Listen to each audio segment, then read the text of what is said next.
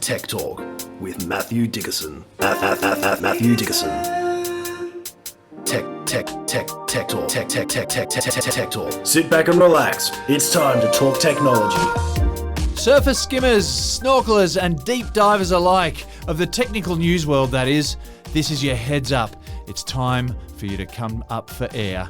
Welcome to Tech Talk with Matthew Dickerson. Now, in today's episode, we're all about the sensations. Robotic super smellers are on their way and they're going to keep us alive for longer while they're at it.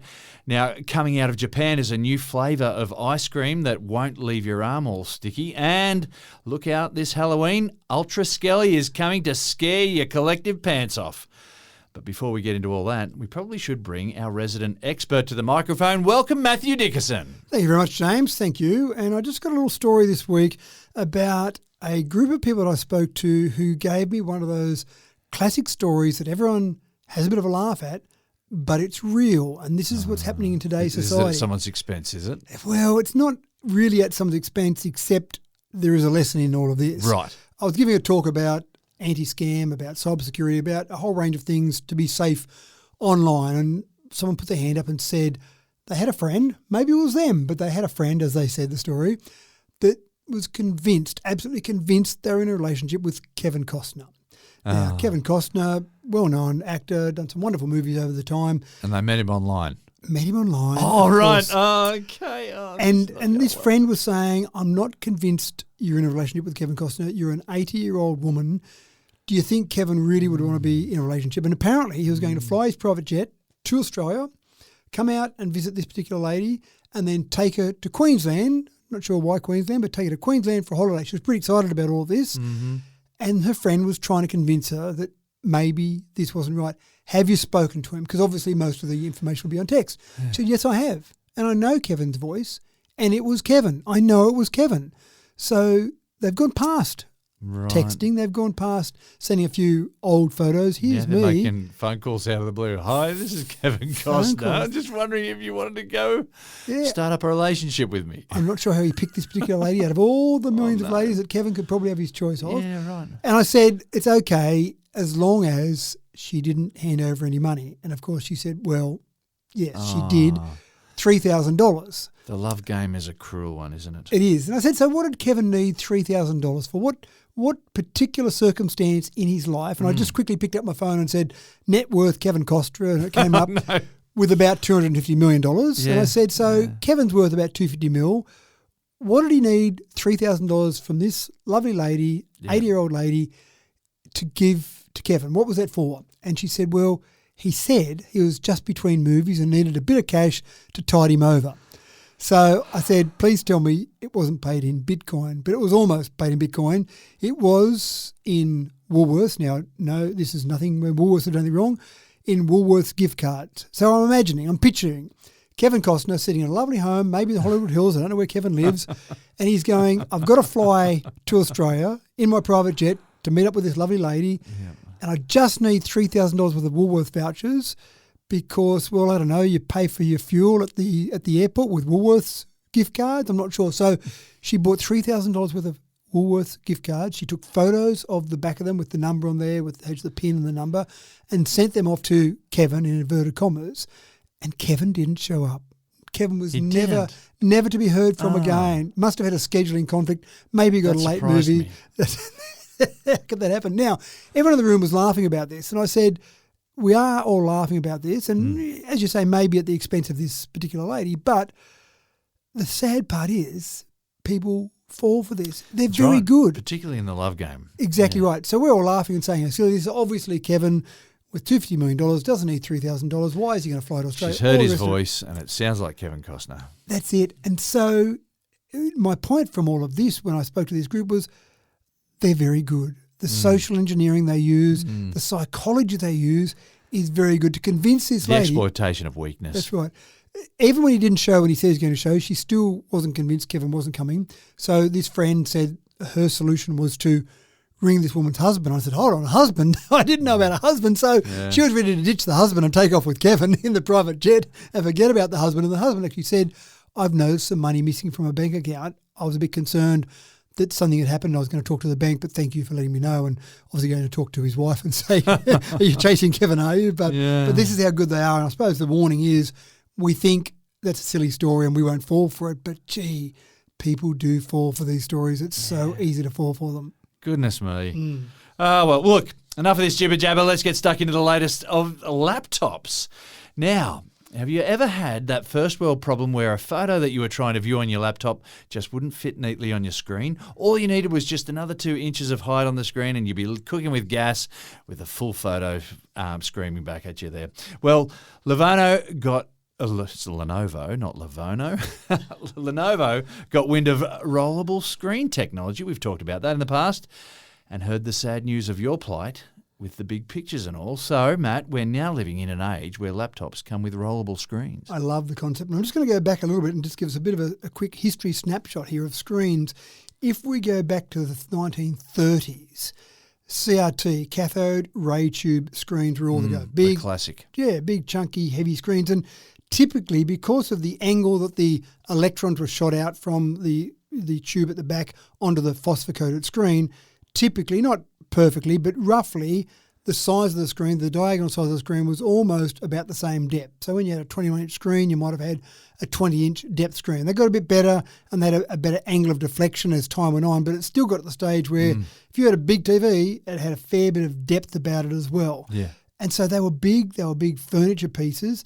And those were the common screens through till almost the 2000s when you had these beautiful little LCD, LED, OLED, AMOLED, all these screens started to come out through probably the 1980s and 1990s when they all started to come out, where obviously got much thinner and significantly better technology. It was a bit the same with notebooks.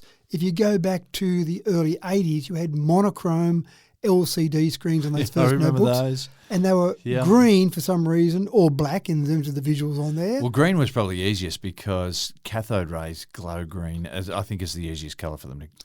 Well, I'm intrigued by that because they were LCD, so I'm not sure why they would have been. LCD screen. Sorry, my apologies. Those very first ones. Yeah, right. No, I'll back off, And I remember selling some of those Maybe it was first just ones. what we were used to. Who knows? It might have been. But with the old cathode. Those very first notebooks, I can remember selling one. It was huge amounts of money. It might have been $10,000 back in 1990 money or something. Yeah. And I remember selling one going, wow, I hope one day I can afford one of these because, wow, but they were terrible. You looked at them and they were absolutely terrible. Big, chunky, heavy things. But maybe it was, as you say, the CRT screens they had were green. So maybe because I was thinking about the desktops that we had. And so maybe it was just trying to mimic that. Yeah, that's right. So we've had those. And then we also had, of course, the phones where you had the old Motorola brick phone, which had the single line LED display, which basically you scrolled off the edge of the screen when you're typing in a phone number. It wasn't big enough to maintain all of that. Now you've got foldable curved screens and all sorts of wonderful screens on our phones. So when you come to screens that we look at, whether it be notebooks or TVs, we did the story a little while ago, a couple of years ago now, where LG had a rollable OLED TV. So it looked like a rectangular container that sat on a benchtop somewhere in your lounge room, presumably, and you press the button and out roll the screen, and then you finish watching it roll back away. Yeah. Fantastic technology. Yeah. But in something so portable. So this is where Lenovo have gone now. Yeah. And I absolutely appreciate this because when I travel, I'm at the stage now, I've got a 16-inch notebook. I keep contemplating an 18-inch notebook, but I think, it's just too much to carry. So I use a 16-inch notebook, but when I travel and I sit in a motel room, I go, it's just not enough screen real estate. So I travel with a second portable monitor. It's another 16-inch screen that I set up beside it. So at least I can still have two monitors, not as big as on my desk, but at least have two monitors. So that's quite nice. And I saw this concept and I went, that's not bad. So it starts off as a 14-inch OLED display, 2,000 by 1,600 pixels. You hit a button, about 8 seconds later, it grows into a 2000 by 2350 screen. So it grows in height. So not a traditional 16:9 format that you'd normally expect to see on a screen on a notebook. But having said that, it's more screen real estate. And that's what you're always after as you travel. This is the first iteration of that. Now, it's a silent motor. It does it fairly quickly. It's a little bit heavier than a normal 14-inch notebook, but not too bad. But just having that technology where the screen rolls up, then in my mind, I start to think, well, it's really only limited by how much space you can have to roll up a screen and how tight you can roll that. So maybe we build up a bit bigger screen at the back of it and we end up with this huge vertical screen that pops out. Maybe it goes up and then out as well, but the first one, not too bad. My mind's boggling right here with the possibilities. But, having a really, really tall screen, just having a tall screen, that'd be weird, wouldn't it? Well, it would be. And I know when I've had multiple monitors in office situations for different clients, sometimes they will turn them portrait mode rather than landscape. We're normally used to seeing our computers in landscape mode. Yeah. But sometimes they've gone, well, I'm going to put 2 or 3 on my desk. I'll put them all in portrait mode. And if you're looking at a Word document, for example, it's normally in portrait mode. Yeah, so you'd be able to see the whole page. Exactly right. So nice and large. It's not the end of the world if you have it that way. But if you can roll it vertically, why couldn't you roll it horizontally? Why couldn't you roll it both? So I just think the possibilities now, as with anything, they start with one, they see how that goes, they see if it sells well. And in general, this particular notebook is a good high-spec notebook, reasonable priced, a little bit heavier than normal, but a notebook that people would just choose to buy regardless. And then the extra feature, it's pretty cool. And then we go from there. So Surprise. Yeah, it'll be interesting to see if this really takes off. Yeah. We're rolling out the future. I think it's quite there it is.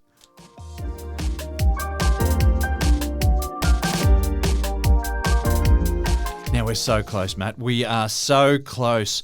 Robotic engineers in China have unveiled their version of Rosey the robot from the Jetsons, and we can now leave our dirty socks wherever they land. Is that right? We've been holding out for this for a long time.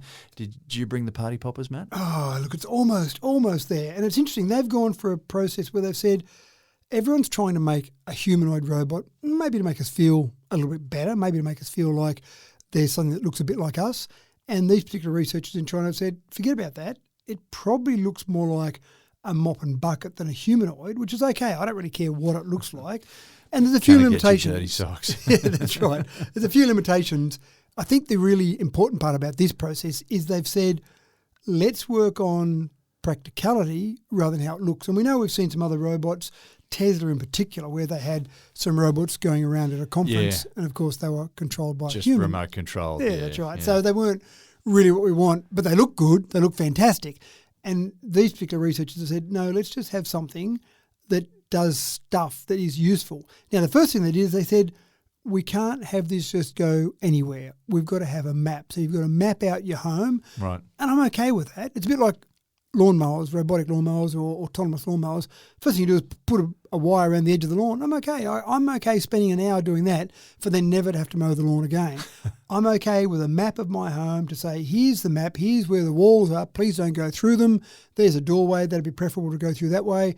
And once you've got that map, then essentially it uses some depth cameras and some actual cameras and a 3-wheel system. So 2 independent steering wheels and the third wheel's for balance because obviously it's a bit easier because there's a lot of work trying to make a humanoid robot stand up. A lot of work, yeah. So let's give up on that. Let's just say for the moment, let's just have wheels. Now, Rosey, of course, had 1 wheel from memory. That's a bit tricky too. That's like a Segway balancing on 1 wheel. Let's give this robot 3 wheels. I'm okay because it can balance easier and can get around. So 3 wheels and then it works out what to do. Now, what does it do? How can it actually help us? Well, it can actually help us picking up stuff off the ground. So it can go around and pick up materials that are left. It can do the mopping. It can do the vacuuming. And probably in terms of what else it can do, can't mix you a cocktail, can't go and cook dinner for you. It's really just taking care of a few basics at this stage. And I think the real focus here is a practical solution at the level that we're at now. Yeah. So we can dream about someone sitting there polishing our toenails, cooking dinner for us, bringing us a beer from the fridge, but that's a long way off. In practical terms, this is kind of where we're at the moment, something that can pick up a few things, do a few basic tasks and help us around the house rather than completely replace the kids picking up the rubbish and putting all the things in the washing machine and the clothes dryer, etc. As you say, it's a start. And if you're wondering what you're going to buy Matt for Christmas. That's right, exactly right. One thing they do talk about in this is that they're saying we think we're past just a robotic vacuum cleaner. We think we're at the stage where we can do a few functions, but don't get too excited about lots of functions. So can't quite buy it yet, but we're getting closer. Don't get too excited, but get a little bit excited. A little bit, yes.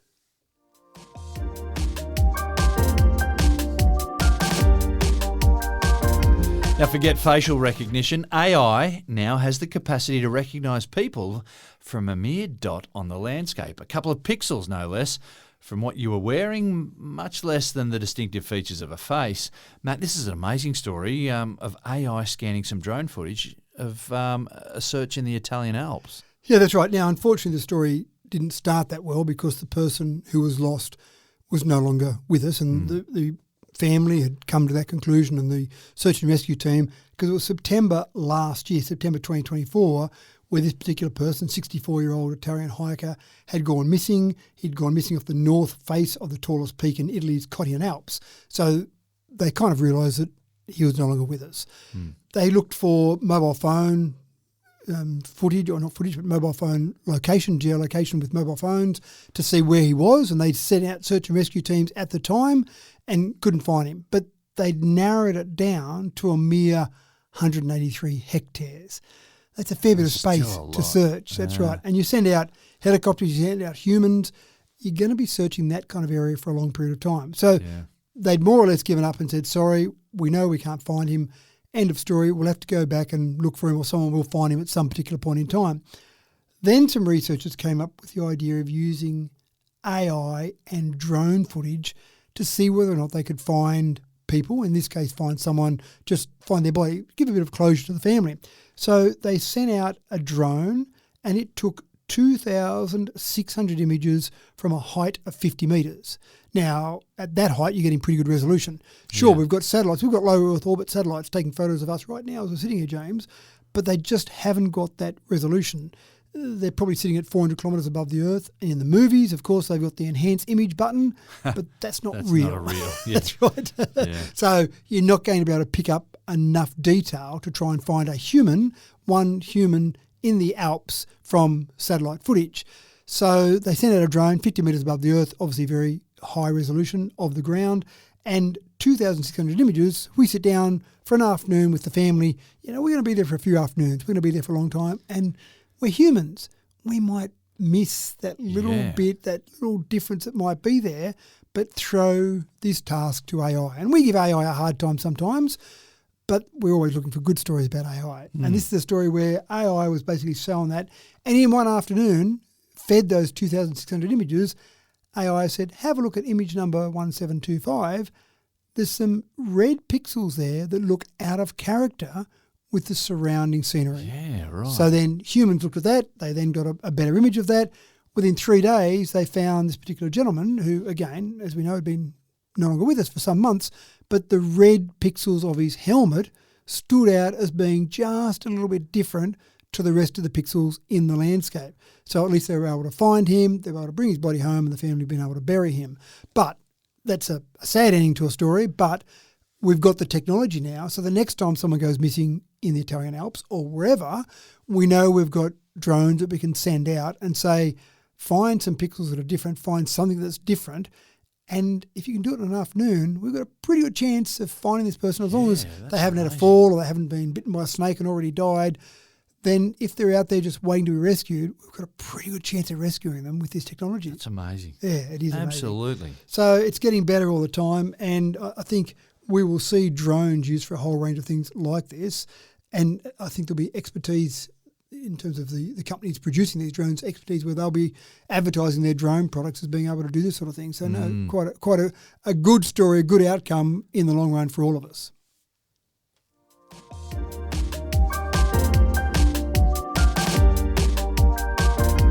Now, stealing inspiration from the hit series Game of Thrones, the US Forest Service are dropping dragon eggs from drones hovering above the woodlands of the western states in a bid to manage controlled burns. Now, Matt, drones dropping incendiaries, what is the advantage here? It does seem strange, doesn't it? You want to start a fire, send a drone out to start the fire. Yeah, well, you would think that, someone could go out and start a fire wherever you wanted to go, but maybe this is about accessibility and efficiency. Maybe getting some people out of jail that are in jail because they've lit too many fires, maybe get them out there, but maybe they'll go crazy with it. But I think we actually went off a little while, didn't we, doing back burning? We thought maybe this is bad burning. Well, back burning is different to control burning for, what's the word I'm looking for?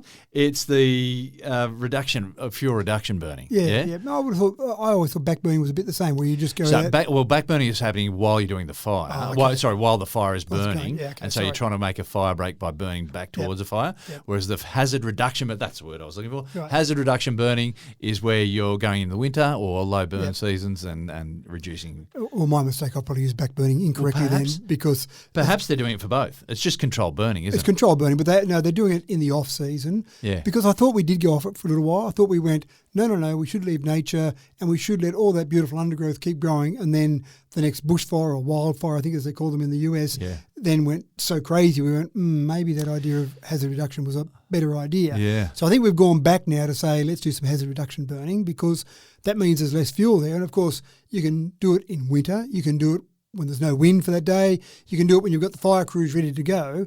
But of course, lighting the fires, in the past, they've either sent helicopters in, which are expensive, and you've got humans on board, so there's always a bit of risk there. Yep. Or you send in people on the ground level to go and start them, and suddenly you can have a change in weather and people are there on the ground and, oh my gosh, they've got the wind turned back onto us now. So they've come up with this idea of using drones, and they're calling them dragon eggs, which basically is a plastic ball filled with potassium permanganate, which ignites when mixed with ethylene glycol. Yeah. So I assume what they do is they put those two together in the one dragon egg, drop them, and then when they drop, they basically combine, and that starts a low temperature burn. And so they basically drop those in an area, and they can send out a drone to drop about 450 eggs over about 3 or 4 minutes in one mission. They set up that, run that around the area they want to burn, and then sit back there, and they haven't got this high intensity burn. They're getting rid of some of that fuel that's built up, and then the next fire season comes along and they go, well, thank goodness we got rid of all of that hazard there. We've reduced all that, and now our fire isn't going to be as vicious. So doing it in that way, I think, is the idea, is just to keep it safer. And I did read somewhere where it was about 25% of all firefighting deaths are related to aviation. So whether you're up there fighting the fire or up there dropping something to try and start a fire, to do some burning in the off season, there's all that risk, because you've got people up in the air, helicopters, planes, and there might be smoke around. You can't see what you're doing. So sending a drone up, and if a drone goes wrong, we go, well, we lost a drone. We didn't lose some people. Yeah. And they're expensive drones. The drones they're using for this are worth about $150,000 Australian. So they're expensive drones, and they're carrying a fair payload. So that's about 6 kilos they're carrying when they're carrying all those eggs. But again, I'd rather lose $150,000, or maybe I can repair it when it crashes, rather than a human on something. And I guess drones can access areas where humans might find it much more difficult to access as well. So that's a good point too. Yeah. So send them out there. And I imagine you'd still have some firefighters on the ground ready, just to make sure that it does stay contained within an area. But I think we're learning more about fires every season, and there's so much more data. I've been to a fire control centre when a bushfire is going, and just the amount of data and the amount of overlays they put on giving different information, we're learning more about them every day. So I think working out ways to try and stop it for the future is quite clever. So drones, we're just finding more and more things laying we can do with dragon drones. eggs. Yeah, laying dragon eggs.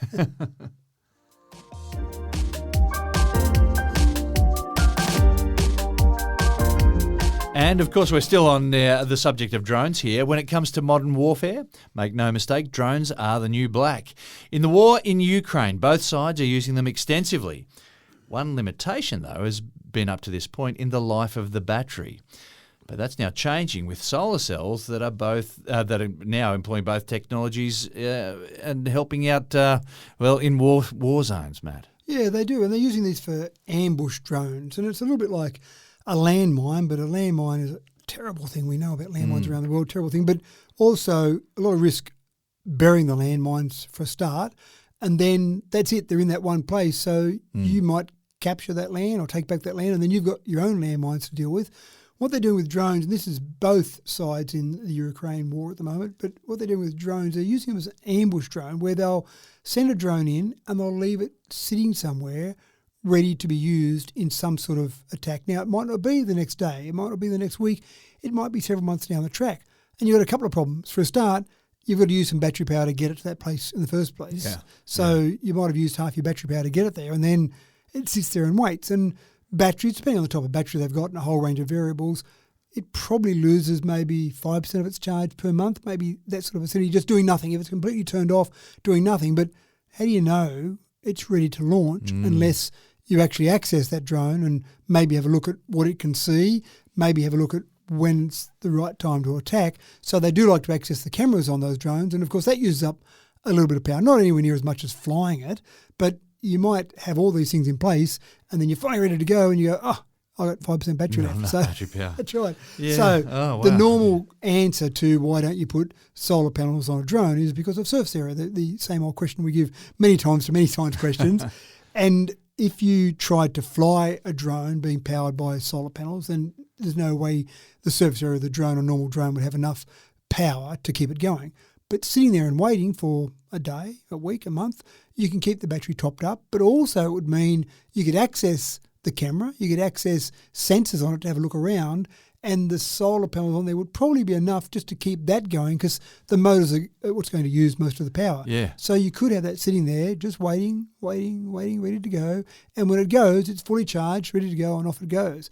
The fascinating thing here is, I imagine in Russia, for example, you've got a huge Ministry of War and you've got some very advanced technicians working on building these incredible drones with beautiful sculptured solar panels built into the arms that are holding the propellers out there.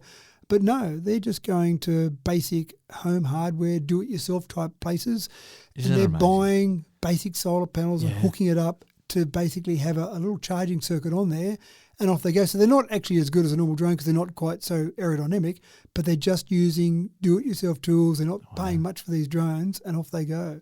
So they're very convenient, very good to fly, but they're just basic drones. Well, I wonder, once the design sort of comes in, these, as you're saying, sometimes the build is a bit ad hoc, but as the design improves, warfare is an amazing accelerator for technology as each side tries to get the upper hand. We're seeing the face of warfare changing, but I wonder what other applications will be in peacetime where you need a drone just sitting and waiting before you need to bring it to life. Yep. So you can send it out there, let it gather up some energy through the solar cells, and then off it goes to do its job when it's time. Yeah, and maybe, I know I've talked to people before that have done power line inspections, for example. They've actually been employed to go along and inspect power lines, make sure they're in place, make sure the power poles are all upright, etc. And I thought, well, maybe that would be a good use for a drone that was solar powered. You could say, well, I need this 100 kilometres of power lines inspected, but there's no way that drone's going to fly that distance. So you go out there and do your job one day and then maybe charge up the next and maybe charge up for a couple of days and then go along and fly a bit further so it can be left out there in the field and do that sort of thing. So I think you're right. There might be lots of good uses because we'd rather see them used for good rather than just throwing it out there. In those big stations, in the Northern Territory and Western Australia, and Queensland and whatnot, whether or not you've got a whole bunch of drones sort of stationed around, whether or not there's cattle herding opportunities there, you get some stray cattle, this drone comes to life and shepherds them back to where you want them to be, or whether or not it's, spotting foxes out or other feral animals out in the wilderness there, whatnot. Whether or not there are applications in peacetime for solar-powered drones just to sit dormant for a little while and then come to life as you need them to. And we always have this thing with drones, don't we? We think, we've got to fly around and come back to where we are. So go out, do your job, come back, we'll charge you up and go again. Yeah. And, of course, you've got that constant battle. Let's put more battery power in. Oh, no, that's more weight. Yep. Therefore, we need more power to pull up that weight. Oh, we're going to use up our batteries quicker. Let's put more batteries in, and you keep going around the recursive loop. Whereas if you just said, we've got a certain amount of battery power, it can only fly for 20 minutes, and then it sits down for a day. Has a rest. Yeah. Get some charge. Go do it again tomorrow. So off you go. So a whole range of things. I hope that we find some great uses for it rather than sitting there and ready to ambush.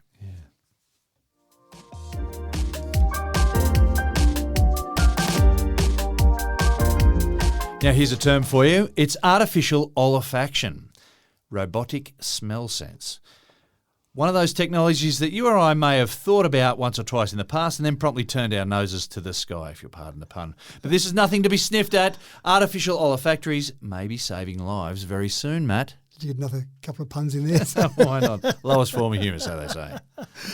So I've often been intrigued by humans our ability to smell compared to dogs and their ability to smell.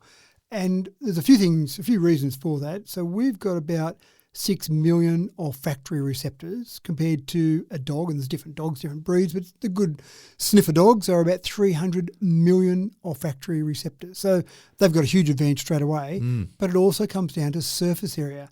The surface area of the area for those olfactory receptors is about 30 times larger on a dog than it is on a human.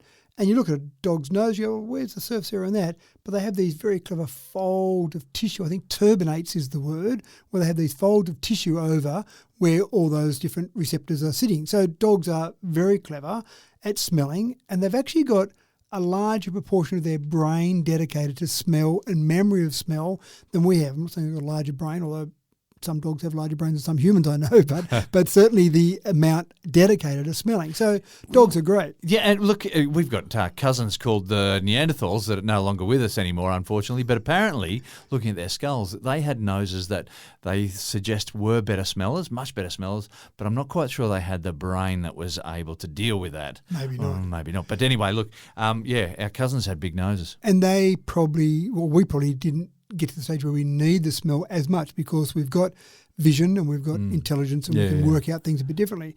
But dogs are used for a whole range of things, and I think of dogs at airports sniffing through various bags, but they're used to do things like detect prostate cancer in urine, and apparently that's better than a PSA blood test, which is fascinating. Yeah. So they're used for a whole range of things. The biggest problem with dogs being used to smell various things, whether they be drug test dogs or whatever, is that dogs are expensive and they're hard to scale. So you're paying about $38,000 by the time a dog is ready to go and sniff whatever, whether it be cancer, whether it be drugs. It's an expensive and long process. So if we can come up with something where we can actually replicate that, and of course everyone thinks of smell-o-vision when TV was going to have smell built into it, but some device, whether it be a robot, a drone, something that can have the ability to smell as well as a dog, then we can manufacture that. That's going to be better for a whole range of things and a whole bunch of things. When that you we can break down smell. what smell is, the molecule needs to dissolve itself in a moist sort of membrane and then transfuse itself into send a message to something that sits underneath that membrane, a nerve that is in there. So we got chemoreceptors underneath their skin cells inside your nose. For them to detect those sorts of things and then to replicate that. I think that's the most amazing thing. That is. And there have been some that have tried to replicate it by using some of the actual tissues out of a dog's nose. Oh, so right, they've actually said, well, why try and replicate it? Let's just steal it off a dog and use that. They haven't been that successful. Oh, right. There's an estimation that out of all those 6 million olfactory receptors in a human, we can smell approximately 1 trillion distinct odours. Now, I'm not sure I could name a trillion, but apparently that's the sort of... Give me a pen and paper. We'll start now. We'll start with bananas. There's a lot in there, and for us to be able to handle those different smells, it's a combination, as you say. You've got these receptors who are receiving these different molecules, but then the combination of those molecules is where you get those different smells from. Right. So you've had a few projects. DARPA had an artificial nose project called Dog's Nose back in 1997. Didn't go so well.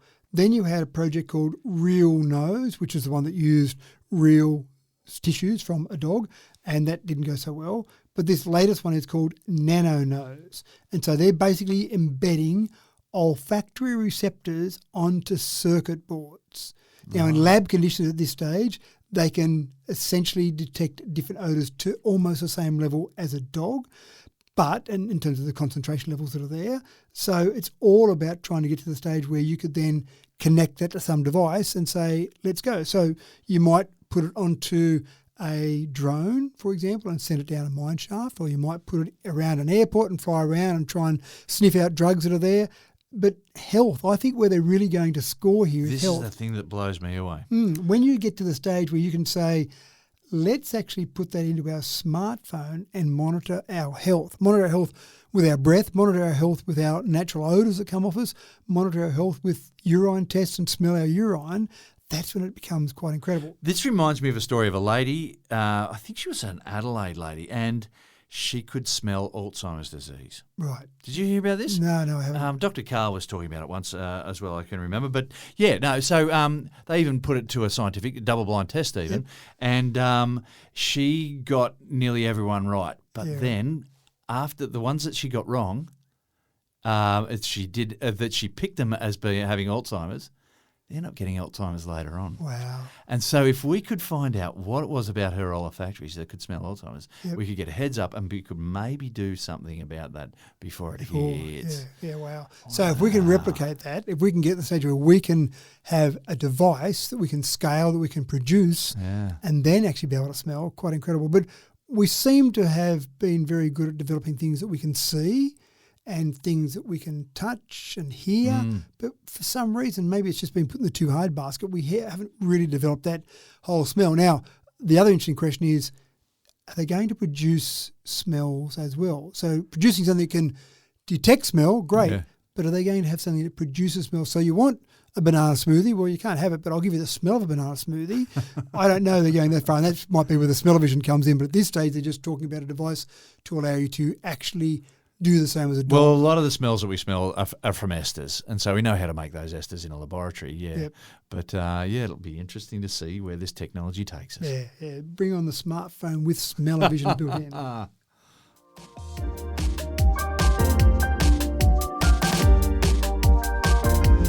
This next story is one for those who get ultra-competitive with their neighbours right around the Halloween season.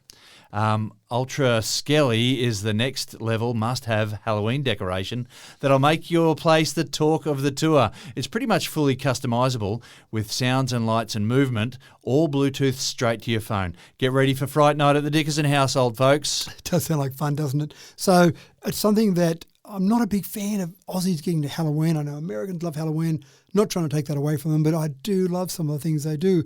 And I remember seeing Skelly a few years ago, came out in about 2020. It was a 12-foot high skeleton that you then would rig up outside your house somewhere and scare kids, and people come trick-or-treating, you just send them away with a heart attack, presumably. And they've come up now with Ultra Skelly, and I've actually tried to order Ultra Skelly because I just thought it'd be cool to have it here, and I haven't been able to find anywhere online that will ship it to Australia because it's Home Depot in America that's selling it, and they don't do online orders to Australia. But I thought I'd find somewhere that would sell me Ultra Skelly. But I just thought the concept, it's one of those things that, what are you doing that for? Because we can, and that's fine. So Ultra Skelly is a bit more sensible in terms of size, about 6.5 feet tall, or 1.96 metres if you like in metric. And essentially it gives you the ability to customise the rib cage with lights, mouth lights, full spectrum of colour, and the eyeballs, 18 different LCD eye styles. So you've got skulls, you've got hearts, you've got snowflakes, you've got confetti, and then you've got movement. Head, mouth, arm, torso, some preset recordings in there. Amazing. But also you can custom record something as well. So I just think it'd be fun to have around the home anyway, just throughout the year. Forget about having it at Halloween. Just someone rings your doorbell and out pops Ultra Skelly and a few lights start going off, and then you decide whether or not that person really wants to be there or not. So can't wait for Halloween. We just get up this thing that just scares your friends. Yeah, that's about it. So all controlled by your app. The only downside I thought was it doesn't have Wi-Fi. It only has Bluetooth. So you've got to be fairly close to it. Maybe they do that deliberately. Maybe they don't want people sitting 100 kilometres away scaring people. You've got to be fairly close and to leaving it. skeletons behind. So if that's not enough for you, if a 12-foot and a 6.5-foot skeleton is not enough, you've also got Skelly's dog, a 5-foot tall sitting dog, and you've got a 7-foot version of the same dog, and then Skelly's cat, also 5-foot tall cat. Now, that'd scare you a bit, I reckon, a 5-foot tall cat, because cats rule the world. We all know that. Yeah, that's right, yeah. So having a 5-foot version. You never know what a cat's got out for you planning. So, right. yeah.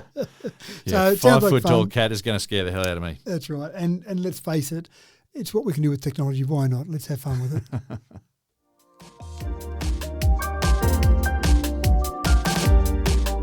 And here's a story for our wearable tech fans. Whoop is a new fitness tracking bracelet that focuses on things like sleep and recovery and stress management. But what is really different is how you'll pay to use this device, Matt. It's actually not a bad concept where it's screenless, it's AI powered, it focuses on your sleep, recovery, stress, or your stress management. And we've got so many screens already. Do we really need a screen on our watch to track all of these things? And they have made it very low cost, but you pay a monthly or an annual fee to use it, which I don't mind because essentially it's a lower cost to entry, but also you're going to get better management of that on an ongoing basis. So it all started from a Harvard student athlete, who tested this on the Harvard squash team to see whether or not this was reasonable. So you basically put it on somewhere. You put it in your sock or on your sock around your ankle. You put it on your wrist. You even put it, if you're female, put it in your sports bra. So it just has to be somewhere on there. And what I did like about it is that it samples your biometrics 100 times per second. So you get this really detailed real-time health analysis. I actually tried to find one day how often a watch, if you're going for a run, for example, how often a watch samples your location. So if you're running zigzagged or running straight, if your watch is only sampling your location, say, once a second, there's a fair bit that can happen in 1 second if you're running. I couldn't actually find how often your watch samples because I think it's a bit of that guarded secret. You want it to sample more often, but then the battery will go flat quicker. You do less sampling to keep the battery going, but you might miss the distance you're running. So it's all about, from this perspective, just working out how your body is reacting. And then you can ask questions because it's AI powered. How can I reduce my strain, for example? How can I do things that will make it better for me? And then you get these various recommendations. You should be resting. This is what you should be doing today. So really trying to manage you overall. So I think we're going to get better and better at this. We're going to be tracking so many things already. This already tracks your heart rate, your respiratory rate, how much sleep you've got. And one of the things they found when they did some of the first testing with the Harvard squash team was that in all the testing and all the analysis they did, the first thing it said was, you guys need more sleep. And I get that because you're students and you're out there, you're studying, you're playing sport, you're going out having fun. Sleep's probably low on the agenda for most students. So giving more sleep, it seemed like an obvious one really, but there's some data to back it up. Gives you a nice colour coding, green, you're ready to exercise again.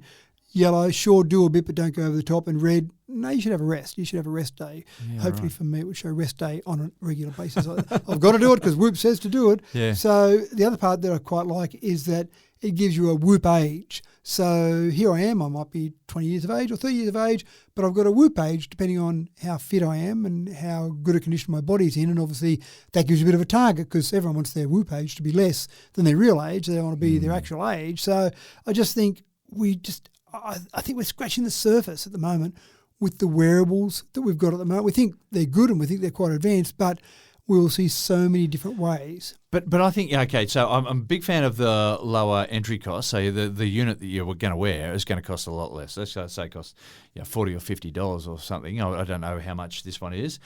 But then the thing that I worry about is if the cost per, month or year is, you name the price, you can end up paying a lot more for that wearable tech than you would have if you just bought a more expensive unit. So you might spend $500 on another watch that does the same thing, but you're not paying anything more after that. Yeah. My worry is being caught out and in the end paying like a fortune in subscriptions.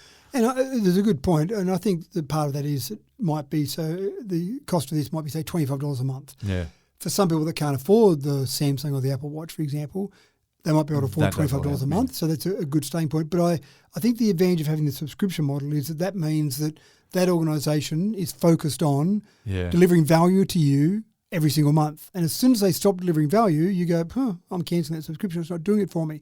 You haven't had to pay out a huge amount up front and go, that wasn't very good. You try it out for a month and go, this is hopeless. Well, I wonder how many people are good at cancelling subscriptions as well. It depends how hard hard they make it. I'm a shocker for it. Yep. And I go through these credit card bills or whatever and go, I'm still paying for that? That's right. I haven't used that for 5 years. I like the idea of replacing credit cards when their expiry date comes on because you think, well, that's good because that will cancel those ones. Yeah. But now most of the credit card companies or most of the companies – that's right. They automatically go, we think the new expiry date will be 3 years in advance or 4 years in advance. So they just put that in and away it goes. So, maybe it's a good idea to just change credit card companies on a regular basis to cancel all those.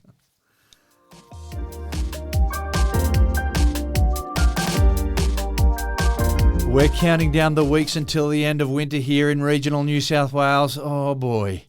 And that means summer is on its way. And that means it's ice cream season, girls and boys. And the news keeps getting better and better, folks, because coming out of Japan this summer is non-melting ice cream. Yes, you can eat more and wear less.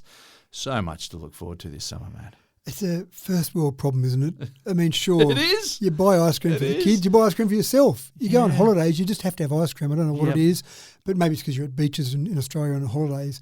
But the time you get, and my kids are growing up now, but when they were younger, by the time you'd handed the fourth ice cream out to the fourth child, the first one's already got it all down their hands. That's right. And look, I love an English toffee ice cream, and it just annoys me that I've got to eat it so fast. Yeah, that's right. You've got to go hard at it because otherwise you're going to wear it down your forearm So to your elbow. normally an ice cream is produced by taking a cream sugar mix and basically in a cold drum, and you prevent large ice crystals from forming. Obviously, if you just do that normally, it'll just be large ice crystals, not much fun as an ice cream. So you get small ice crystals.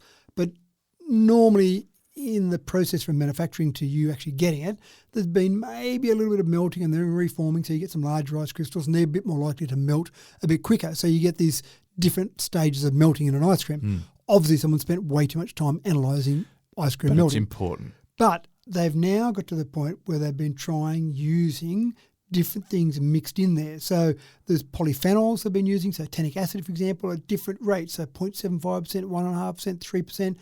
And what that does is that turns that cream and sugar mix into a bit of a gel-like structure, and you can actually hold it upside down. It won't start dripping. You can cut it with a knife, but it's still, when it gets in your mouth is obviously warmer than the environment, the ambient environment, so it still melts in your mouth, which is what you want. Yeah. The problem is that at the moment in their testing, they're finding that if you hold it out for too long and it is a bit warmer, because it can get fairly warm ambient temperatures in Australia, then it starts to get a bit rubbery, and rubbery ice cream doesn't sound like fun, does it? A bit more work to go on this, but it's happening. The research is happening to give us non-melt ice cream. I've often heard people talk about chocolate, for example. Good old-fashioned dairy milk chocolate is great because it sits there at room temperature and it's a solid, but in your mouth it's just the right temperature to melt into a gooey mixture. So I do like my chocolate, and so that's fantastic. I'm sure that was an accident somewhere, that the melting temperature of chocolate just happened to be the same as your mouth temperature, but that's what they need to aim for with ice cream. Ice cream that can handle being out like chocolate, but then melting in your mouth. Ice cream has got to have that. It's about the texture as well, isn't it? And if your ice cream's like cake or like something else, like chewing gum, that's not going to be ice cream. And rubbery doesn't sound great. It's not not the way I enticing. would normally describe my ice cream. Give me some of that rubbery ice So cream. you're telling me we're not quite there yet, or we have got this non-melting ice cream? Are we? Well, we've got it in the laboratory. Does that help you? So if you want to add some we haven't got it at the beach yet, have we? That's right. Unless they move their laboratory to the beach. So it's a bit limited in where you can actually get this at the moment. Right, in the laboratory in Japan. Maybe in the summer of 2026, perhaps? No, I'd go a bit further than that. Don't get my hopes up. All right. Well, that's all we got for you today, folks. Matt and I have got to make tracks now before the cops show up and things get messy. More on that story once the dust settles.